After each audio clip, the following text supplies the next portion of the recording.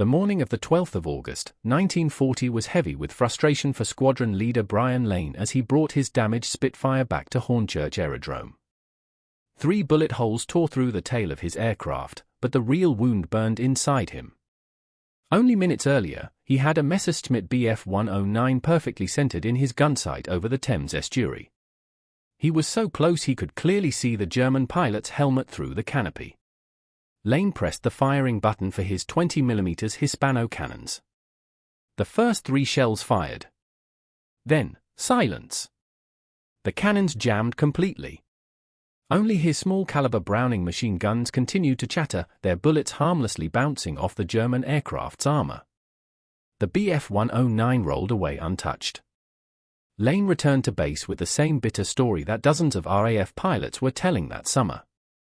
Britain's cannon-armed Spitfires were failing at the exact moment they were needed most. The Air Ministry had approved the installation of Hispano Mk I cannons in the Spitfire Mk to counter the Luftwaffe's increasing use of armored aircraft and self-sealing fuel tanks. These new protections made standard rifle-caliber machine guns less effective. A single 20mm high-explosive shell could cause the kind of damage that hundreds of machine gun bullets could not. One shell could tear through wings, destroy engines, or rip an airframe apart. In theory, the cannon was the perfect answer.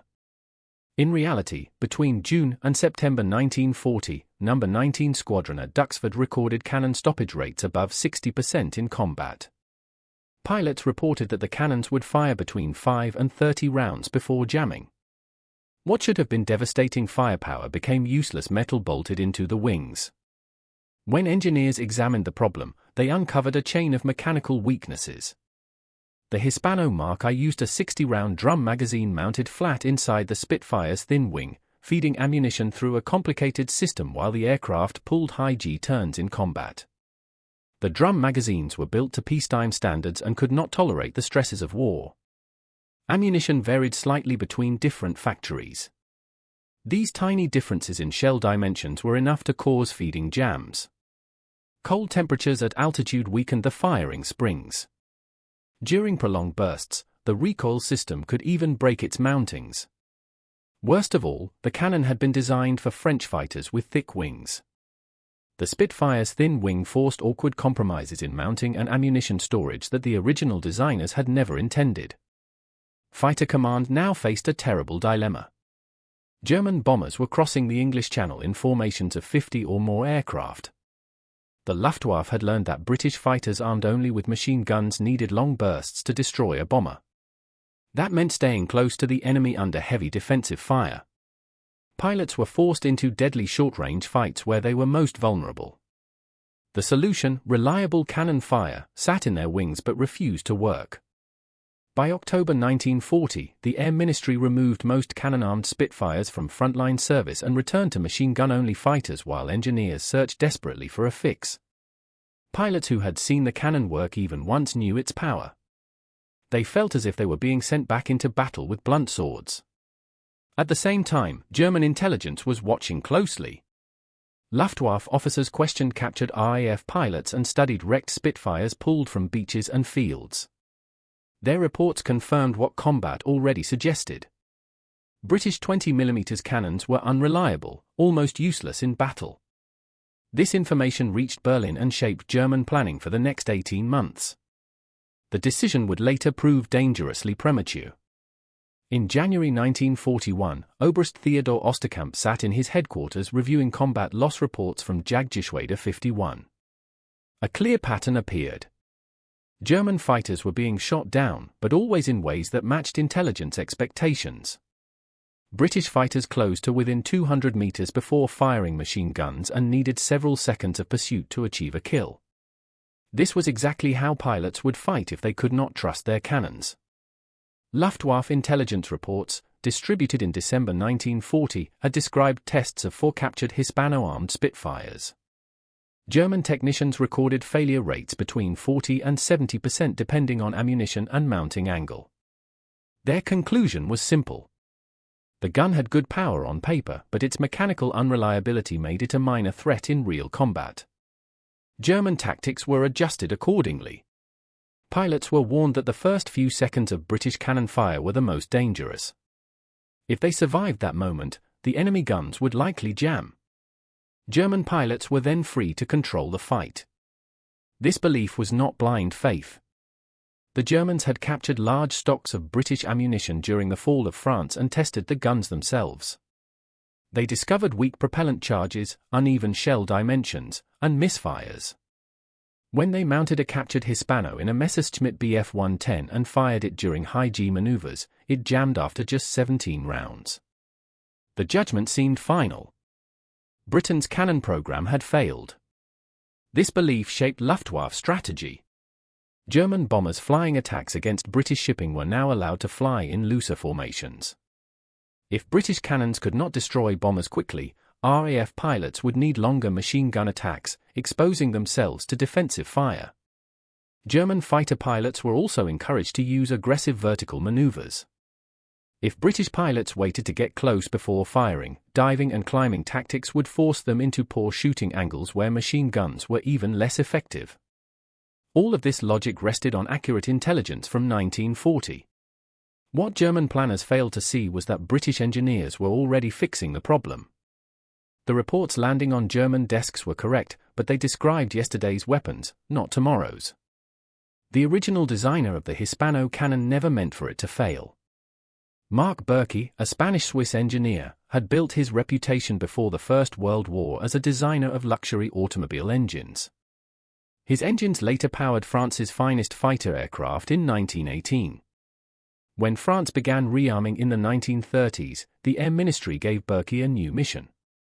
Design a cannon capable of destroying modern bombers protected by armor and self-sealing fuel tanks. Berkey started from scratch. Other designers simply enlarged machine guns.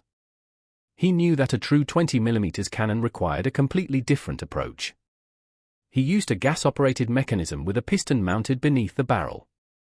When the gun fired, some of the high-pressure gas drove the piston rearward, cycling the action automatically. He carefully balanced recoil forces, cooling, and feeding systems into one integrated design rather than adding parts later. By 1935, his HS.40 prototype fired 400 rounds without a stoppage during French trials. France rushed the weapon into production. Britain quickly purchased the license and began manufacturing it as the Hispano Mk I. On paper, the cannon was magnificent. It fired at 600 rounds per minute. Each shell carried enormous high explosive power. A 2-second burst could shred a bomber.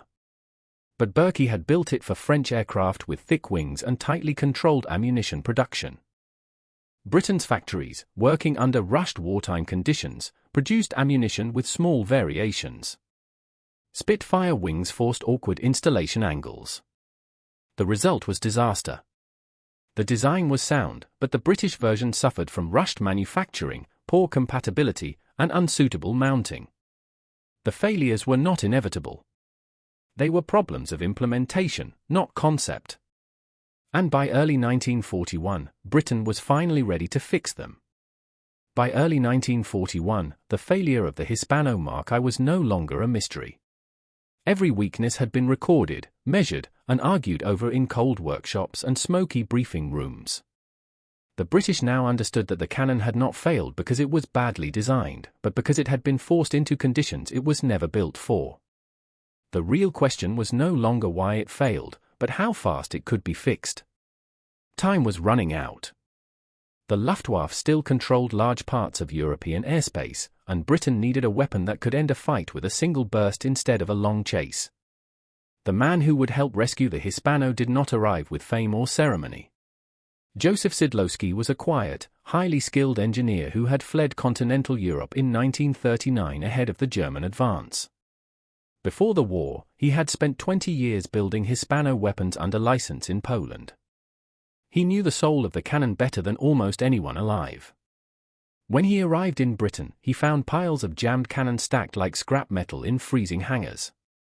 British engineers had been taking them apart for months, replacing parts, polishing feed ramps, changing springs, yet the problems returned again and again. Szydlowski studied the broken weapons and quickly reached a brutal conclusion. Small fixes would never save this cannon. It needed a complete redesign. In February 1941, the Air Ministry gave him something few engineers ever receive in wartime: full authority to rebuild the weapon from the ground up, with one condition that could not be negotiated. The new cannon had to work with at least 95% reliability in real combat. Not in test labs. Not on calm firing ranges. In violent air combat over Europe. Szydlowski began where every pilot's complaints pointed: the drum magazine. The 60-round drum was the heart of many failures. Its spring had to maintain exact pressure as ammunition was consumed. Under high G turns, that pressure changed unpredictably. If the spring weakened even slightly, the shells would fail to feed. Worse, once the drum emptied, the pilot could not reload it in the air. A cannon that survived the first attack run became dead weight after 1 minute of firing. The solution sounded simple but required bold engineering. Remove the drum completely and replace it with a belt-fed system. Belts had powered machine guns for decades with great reliability. But a 20mm shell was far heavier and wider than a rifle cartridge. Feeding it at high speed without jamming demanded an entirely new mechanism. For 7 months, Szydlowski's team worked almost without pause. They designed a new feed unit that mounted directly onto the cannon's receiver. Instead of relying on spring tension inside a drum, the weapon now used its own recoil energy to pull rounds from a flexible fabric belt. Rollers guided the belt smoothly. Brass clips held each heavy shell at the correct angle. The belt could carry up to 120 rounds, double the previous ammunition load. This meant longer combat endurance and no fragile magazines to distort under stress. Next, they tackled the recoil system. The original mounting had been too weak for the Spitfire's installation angles. The new design strengthened the mounting points and reshaped the recoil buffer so it could absorb violent forces without cracking. The firing springs were redesigned to remain strong in extreme cold at high altitude. The firing pin received a hardened tip and heavier spring to ensure reliable primer strikes. Then came one of the most important changes of all: ammunition tolerance. British factories could not always match the fine precision of pre-war French production. Instead of demanding perfect shells, the engineers redesigned the chamber with a slightly longer throat. This allowed the cannon to accept cartridges with small variations in length without jamming. The extractor claw was strengthened so it could grip imperfect shell rims more securely. These were not elegant solutions. They were practical. The goal was not beauty. It was survival. By mid-1941, the redesigned weapon was ready for trials. It was officially named the Hispano Mk II. When test firing began, the transformation was obvious. Where the Mk I once jammed after a few dozen rounds, the Mk II now fired hundreds without interruption. Weapons were mounted in test aircraft and thrown through violent combat maneuvers. They kept firing. Technicians froze them, overheated them, coated them in dust, and fed them mixed batches of ammunition. The cannon kept working. In August 1941, the first Mk II cannons reached operational squadrons. Spitfire MKVBs at Hornchurch and Big Gin Hill were among the first to receive them. The difference was immediate. On the 23rd of August, Flight Lieutenant Alan Deere fired more than 400 rounds in one sortie over northern France without a single stoppage. He destroyed 2 Bf-109s with short, decisive bursts. In his combat report, he wrote that the greatest change was not physical, but psychological. Knowing his cannons would fire gave him total confidence to engage at longer ranges and take shots he would previously have avoided. By October 1941, squadrons were reporting stoppage rates below 5%. Most stoppages were caused by damaged ammunition, not weapon failure. For the first time since the Battle of Britain, RAF pilots had the cannon weapon they had been promised. But German intelligence had not yet realized the truth. Their assessment still described British cannons as unreliable. Those outdated conclusions soon collided with reality in the most brutal testing ground of all, Malta. By March 1942, Malta had become a fortress under siege. The small Mediterranean island sat directly across Axis supply lines to North Africa. Hitler ordered it neutralized through non-stop bombing. German and Italian aircraft attacked day and night. The island shook under constant explosions. Pilots lived underground. Runways were cratered faster than repair crews could fix them. Every piece of equipment was pushed beyond its limits. Squadron Leader Edward Jumbo Gracie arrived at Lorca Aerodrome on the 15th of March, 1942 with Spitfire MKVCs armed with 4 Hispano Mk II cannons each. Twice the normal firepower. His pilots would fly more combat sorties per man than almost any other RAF unit in the war. If the Mk II had any weakness, Malta would reveal it. The conditions were merciless. Fine limestone dust filled the air and worked its way into every mechanism. Salt from the sea corroded metal overnight. Afternoon cockpit temperatures exceeded 50 degrees Celsius. Morning scrambles often took place in near-freezing air. Pilots flew 4 or 5 sorties a day. Ground crews rearmed aircraft while engines were still hot. Ammunition belts were loaded under bombing attacks. During the first week alone, Gracie's squadron fought 17 major engagements. They fired more than 14,000 rounds of 20mm ammunition. Only 11 stoppages were recorded. 9 were traced to damaged ammunition caused by rough handling. Only 2 were true weapon faults, both fixed within minutes. The reliability rate exceeded 94% under conditions that would have destroyed the old Mk I. On the 29th of March, Flight Lieutenant James McLaughlin, flying with an artificial left arm after losing the original in combat the previous year, intercepted a formation of Ju-88 bombers escorted by Italian fighters at 7,000 meters. Instead of closing into machine gun range, he opened fire with cannon at 600 meters. His shells walked through the bomber formation in 3-second bursts. 2 bombers fell away trailing smoke before the escorts reacted. His gun camera showed each detonation striking exactly where his gun sight pointed. He used only 90 rounds per kill. Machine gun fighters often needed 5 times that amount. In Malta, every shell mattered. Ammunition had to reach the island by convoy under constant air and submarine attack. The cannon's efficiency meant more kills with fewer rounds. By June 1942, the island's defense had proven the Mk II under the worst combat conditions imaginable. The old doubts were gone. The cannon now worked when it mattered most. The only ones who did not yet fully understand this change were the German pilots who still trusted intelligence written 2 years earlier. And that misunderstanding was about to cost them dearly. But German intelligence had not yet realized the truth. Their fighters were still going into battle trusting reports written in 1940 and early 1941. According to those reports, British cannons were dangerous only for the first few seconds. Survive the opening burst and the guns would jam. That belief shaped how German pilots flew, how bomber formations were organized, and how escorts protected them. It was a belief that now no longer matched reality. Through late 1941 and early 1942, more and more RAF squadrons across Britain and the Mediterranean received the new Hispano Mk II. Reports of its reliability quietly moved through fighter command, but few of those details reached Berlin. German intelligence still relied on old captured weapons, old crash wreckage, and old assumptions. The change was happening in front of them, but they could not yet see it clearly.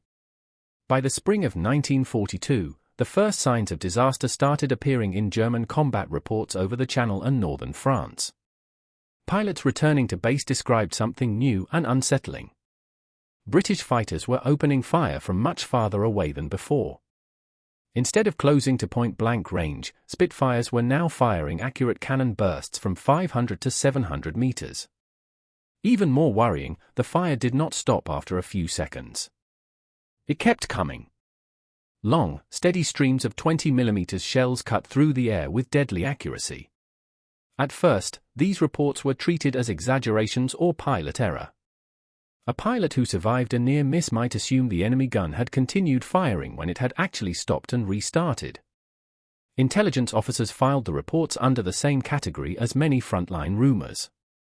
But the wreckage on the ground soon told a different story. In May and June 1942, Jagdgeschwader 26 began to suffer losses unlike anything seen since the Battle of Britain. Aircraft were being destroyed quickly and decisively. Many German fighters were lost during the very first turning engagement, before escape maneuvers could save them. Survivors described Spitfires that seemed able to tear through fuselages and wings in seconds. One after another, experienced pilots were being lost. On the 14th of June, 1942, Oberleutnant Hermann Johannes Mackie Steinhoff was flying a Bf 109F over the Pas-de-Calais. When a Spitfire opened fire at nearly 700 meters, Steinhoff immediately judged the situation using everything he had been taught. At that range, British machine guns were ineffective. If the Spitfire attempted to use cannons, they would likely jam after the first burst. Confident in this belief, Steinhoff rolled inverted and began a countermaneuver, expecting the enemy to close for a short-range machine gun attack. The cannon fire did not stop. A solid stream of 20mm shells ripped through his aircraft's tail section. The force of the explosions tore through the rear fuselage like a cutting torch. Control vanished instantly. Steinhoff ejected at low altitude and survived, but his fighter was destroyed in seconds. While recovering in a British hospital, he became one of the first German pilots to personally experience the deadly truth. The British cannons no longer jammed. By June 1942, German loss reports clearly showed the pattern. British fighters were now destroying enemy aircraft with brief, accurate cannon fire at ranges previously considered safe. Bursts lasted 5 to 8 seconds without interruption. The old tactical assumptions were collapsing in real time, one aircraft at a time. Yet the intelligence system moved slowly. Changing beliefs inside large wartime organizations was difficult. Many senior commanders still trusted the original reports from Rechlin proving grounds. They believed tactical discipline would solve the problem. They believed pilots were simply getting careless. The turning point came in July 1942. Reichsmarschall Hermann Göring ordered a full re-evaluation after unsustainable losses over France and the Low Countries. Oberst Adolf Gauland, now General der Jagdflieger and responsible for all German fighter operations, demanded new technical intelligence. Wreckage from 8 Spitfires shot down over the previous 3 months was recovered and carefully examined. What German technicians discovered shocked them. The cannons were no longer drum-fed. They were belt-fed.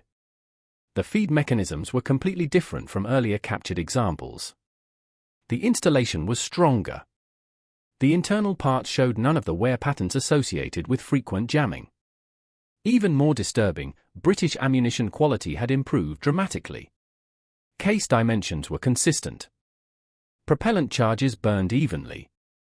When technicians test-fired a nearly intact Hispano Mk II removed from a crashed Spitfire near Abbeville, it fired 420 consecutive rounds without a single malfunction.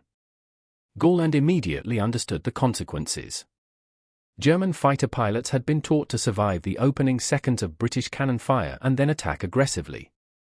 That doctrine now placed pilots directly into the path of sustained, accurate firepower they had never trained to avoid. He ordered immediate changes. Pilots were instructed to assume that every Spitfire carried fully reliable cannons. Extended turning engagements were now forbidden whenever possible. New tactics emphasized hit-and-run attacks using diving speed, firing once, and disengaging before British fighters could return effective fire. Bomber escort tactics were also changed. Defensive formations were tightened once again. Escort numbers were increased, even though that reduced the number of bombers available for each mission. Operational efficiency suffered, but survival demanded caution. These changes came too late to prevent heavy losses. Between June and September 1942, German fighter units in Western Europe suffered their highest casualty rate since 1940. British cannon fire was responsible for nearly 40% of all aircraft destroyed. Germany was losing experienced pilots faster than it could replace them. Training new pilots was slow. Fuel shortages limited flight hours. The pilot corps that had built Germany's early air victories was being steadily worn away. The intelligence failure was not in the original reports. In 1940, the assessments of the Mk I Hispano were accurate. The failure lay in assuming those conditions would never change. British engineers had quietly solved the problem while German planners continued to fight a version of the RAF that no longer existed.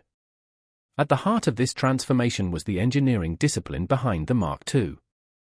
The weapon now worked as its original designer had always intended, with cycles of motion timed precisely to gas pressure, recoil force, and feed alignment. When a pilot pressed the firing button, electrical current triggered the firing solenoid. The hammer struck the firing pin. The primer ignited the powder. Chamber pressure climbed instantly to extraordinary levels. A small port in the barrel bled off gas into a piston cylinder beneath the barrel. That gas drove the piston backward. The operating rod rotated the bolt, unlocked it, and pulled the empty case from the chamber. The ejector flipped it clear. The belt feed advanced the next round. On the forward stroke, the bolt chambered the new shell and locked again. All of this occurred 10 times per second, producing the Mark II steady 600 rounds per minute.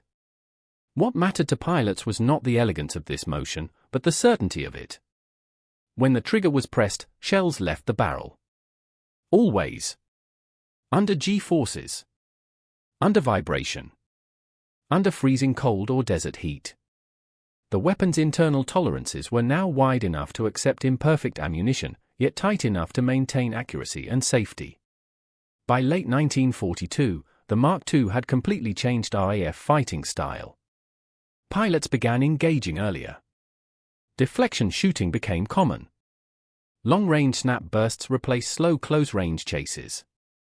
German pilots, who once relied on the British need to close in, now found themselves under lethal fire much sooner in every fight. This change also spread beyond the interceptor role.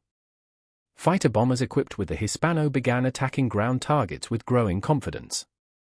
Trucks, rail cars, artillery positions, and supply dumps were no longer safe from strafing. A 2-second burst could smash vehicle engines, collapse light structures, or detonate exposed ammunition. The cannon that had once been a source of shame in 1940 had become one of the RAF's most trusted weapons by the end of 1942. And its ultimate test was still to come, not in the skies over Europe, but over a battered island in the Mediterranean and, soon, over the beaches of Normandy. But German intelligence had not yet realized the truth. Their pilots were still flying into combat guided by reports written when the Hispano was still unreliable. According to those early conclusions, British cannons were dangerous only in the opening seconds of a fight. If a pilot avoided the first short burst, the gun was expected to jam. That belief shaped how German pilots attacked, how bomber formations were organized, and how escorts positioned themselves. It was a belief that no longer matched reality. Through late 1941 and early 1942, more RAF squadrons quietly transitioned to the Hispano Mk II. The change was not announced with fanfare. There were no public declarations, no dramatic press releases. Squadrons simply sent their aircraft in for refits and received them back with new belt-fed cannons installed in the wings. The effect was immediate, but to the enemy, it remained invisible. The first warning signs appeared in combat reports over northern France and the Channel coast. German pilots began describing unusual engagements. Spitfires were firing from farther away than before. Instead of closing to very short range, they were opening fire at 500 to 700 meters. Even more troubling, the fire did not stop after a second or two. It continued in long, steady streams. At first, intelligence officers dismissed these reports as exaggerations caused by combat stress. But then the wreckage began to tell a different story. In the spring of 1942, German fighter units began to suffer losses that could not easily be explained by tactics alone. Aircraft were being destroyed suddenly, often in the first turning circle of an engagement. Pilots did not have time to escape. Wings were being torn apart, engines smashed, fuel tanks ignited in seconds. It was no longer a matter of being slowly worn down by machine gun fire. The destruction was fast and absolute. On the 14th of June, 1942, Oberleutnant Hermann Johannes Mackie Steinhoff took off in his Bf 109F on a routine interception over the Pas-de-Calais. When a Spitfire appeared at long range and opened fire, Steinhoff judged the threat using everything he had been taught. At that distance, British machine guns should have been ineffective. If the enemy used cannons, they would likely jam after the first burst. Confident in this belief, he rolled into a counter-maneuver, expecting to force the Spitfire into a close-range fight. The cannon fire did not stop. A continuous stream of 20mm shells slammed into the rear of his aircraft. The explosions tore through the fuselage like a cutting torch. Control was lost instantly. With no other choice, Steinhoff bailed out at low altitude and survived. His fighter disintegrated in the air behind him. While recovering from his injuries, he became one of the first German pilots to personally understand the truth. The British cannons no longer jammed. By the summer of 1942, loss reports made the pattern undeniable. British fighters were now destroying enemy aircraft with short, accurate cannon bursts at ranges previously considered safe.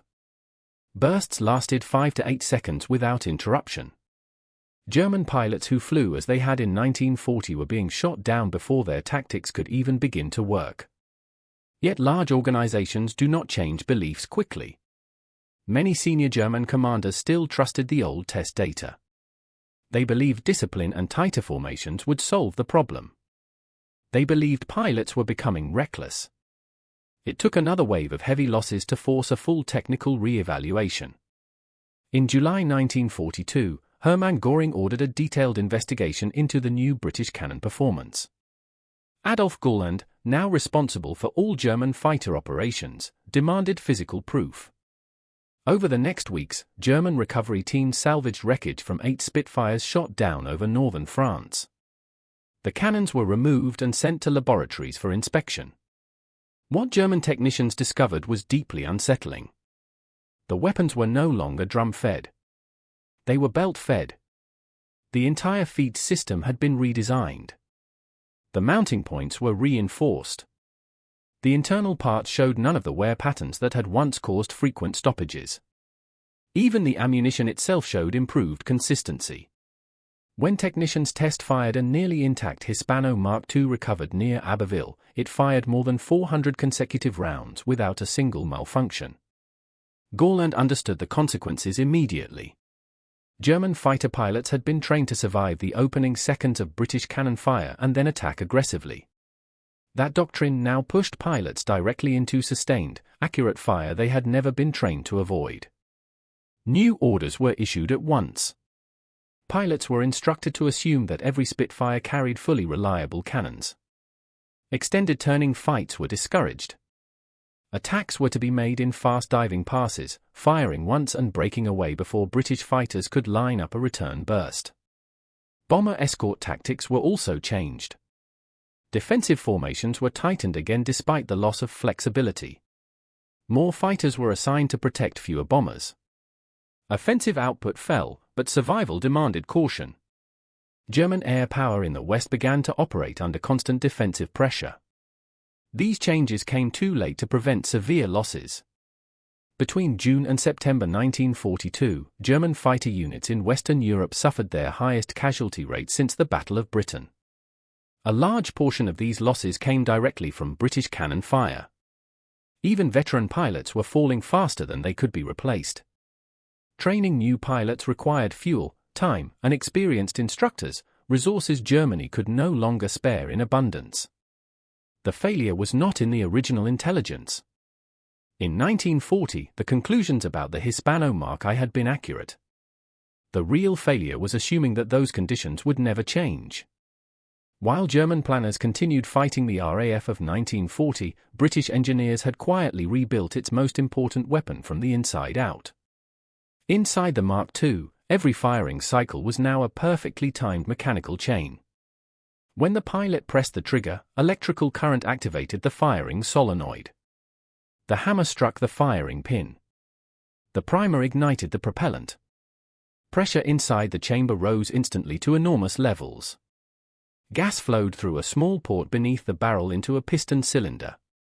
That gas drove the piston backward. The operating rod rotated the bolt, unlocking it and pulling the empty casing from the chamber. The ejector flung it clear. The belt feed advanced the next round. On the forward stroke, the bolt chambered the new shell and locked again. This entire sequence happened 10 times every second, producing a steady, deadly rhythm of fire. To engineers, it was a triumph of mechanical balance. To pilots, it was something far more important. It was certainty. When the trigger was pressed, the gun fired. Under vibration. Under -G. In freezing cloud or desert heat. The weapon no longer demanded perfect conditions. It simply worked. By late 1942, RAF tactics had completely adapted around this new reliability. Pilots engaged at longer ranges. Deflection shooting became standard practice. Short, precise bursts replaced long chases. German pilots who once counted on British fighters having to close in now found themselves under lethal fire almost as soon as combat began. The transformation did not stop in the air. Fighter bombers equipped with the Hispano Mk II began attacking ground targets with growing confidence. A truck convoy could be shattered in seconds. Locomotives were crippled with a few well-placed bursts. Light bunkers, radar stations, and fuel dumps were suddenly vulnerable to low-level cannon attack. The weapon that had once embarrassed the RAF had become one of its most flexible tools of war. By the end of 1942, the Hispano Mk II was no longer just a fixed cannon in a fighter's wing. It had become the backbone of British air firepower. It was being adapted to night fighters, naval aircraft, and ground attack planes. Its basic design would serve not only Britain, but also the United States and many other Allied nations for the rest of the war. The cannon that had failed during Britain's darkest hours had returned transformed. And its greatest test still lay ahead, not over the Channel, but over the deserts of the Mediterranean and, eventually, over the beaches of Western Europe, where the skies would once again decide the fate of entire armies. By early 1943, the Hispano Mk II had spread quietly across nearly every frontline RAF squadron. There were no victory parades for the weapon, no medals for the machine itself. But in combat after combat, its influence was unmistakable. Where RAF pilots once measured survival in seconds of machine gun fire, they now measured dominance in short, brutal cannon bursts that ended fights almost as soon as they began. The greatest proving ground for the rebuilt cannon came not over Britain, but over North Africa and the Mediterranean. Here, heat-warped metal, dust-clogged mechanisms, and supply lines stretched across oceans. If the Hispano Mk II failed here, it would fail anywhere. Instead, it thrived. Spitfires, Kitty Hawks, and Beaufighters armed with the new cannon shredded enemy fighters, tore apart bomber formations, and devastated ground targets in relentless daily combat. On desert airstrips cut straight into sand, ground crews cleaned the weapons in blinding sunlight while engines still ticked with heat. Fine dust invaded every moving part. Temperatures soared above 45 degrees Celsius. Yet when pilots took off, the cannons fired without hesitation. German mechanics, working on captured wreckage, were stunned by how few signs of stress they found inside the mechanism. The Mk II was no longer a fragile precision instrument. It had become a weapon built for war. In the skies over Tunisia and Sicily, Luftwaffe pilots learned the lesson the hard way. Engagements that once allowed seconds of reaction now allowed none. Deflection shots shattered engines. Fuel tanks erupted instantly. Entire aircraft disintegrated under short, accurate cannon fire. German fighter strength in the Mediterranean collapsed under losses it could not replace. Then came 1944. By the time Allied planners prepared for the invasion of Western Europe, the Hispano Mk II was everywhere. It armed the Spitfire, the Typhoon, the Tempest, the Mosquito, and countless naval aircraft patrolling the Atlantic. What had begun as a desperate fix for a single flawed cannon had become a standardized instrument of Allied air power. On the morning of the 6th of June, 1944, as the largest invasion force in human history crossed the English Channel, thousands of Hispano cannons were already warming in aircraft wings. They did not fire in blind panic. They fired with purpose. Typhoons screamed along the Normandy coastline, shredding German flak positions. Spitfires hunted interceptors trying desperately to reach the invasion beaches. Mosquitoes sliced through transport routes deep inland, cutting arteries of reinforcements with surgical precision. German pilots who survived that day later described the air above Normandy as lethal beyond anything they had experienced before. British fighters no longer needed to linger.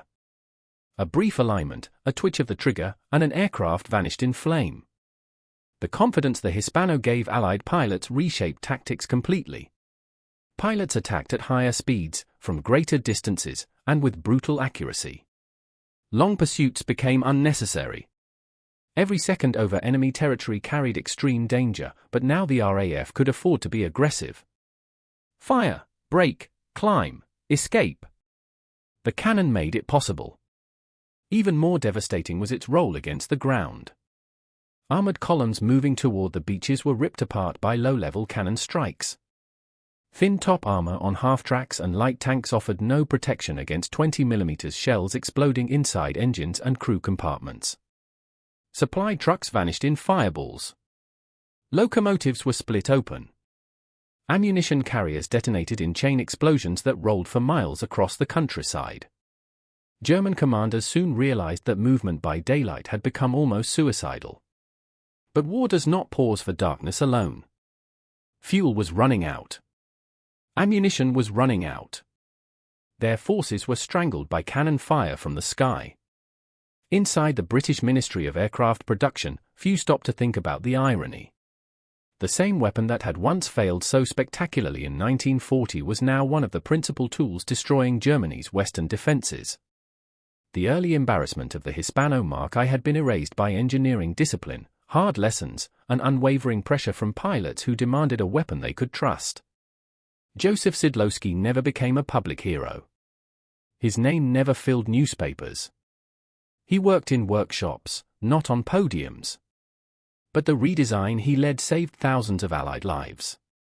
A cannon that once shamed the RAF now guarded its pilots with unbreakable reliability. By late 1944, the Luftwaffe was a shadow of the air force that once ruled the skies of Europe. Fuel shortages crippled training. Inexperienced pilots flew into combat with only a handful of hours in frontline fighters. Against them stood Allied pilots hardened by years of war, flying aircraft armed with cannons that almost never failed. The psychological gap had become as deadly as the weapons themselves. German pilots approached every engagement knowing that one short burst could end everything. There was no longer any safe distance. No longer any moment to test the enemy. British pilots, once haunted by the fear of trigger-click silence, now flew with complete trust in the machinery bolted into their wings. By the war's final months in 1945, the Hispano cannon had become a symbol of Allied industrial transformation. It was not merely a weapon, it was a statement that flaws could be identified, stripped apart, and rebuilt into strengths. The Mk II and its later variants served not only in Europe, but across the Pacific, the Mediterranean, and the Atlantic. It armed fighters hunting V-1 flying bombs over England. It tore into U-boats in the Bay of Biscay. It chased the final remnants of Axis air power from the sky.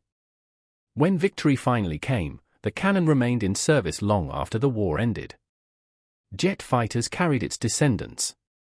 Training aircraft relied on its proven mechanism.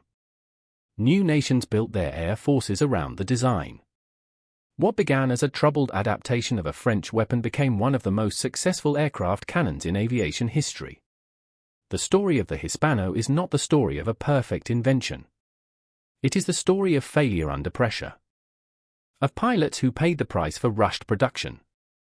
Of engineers who refused to accept excuses.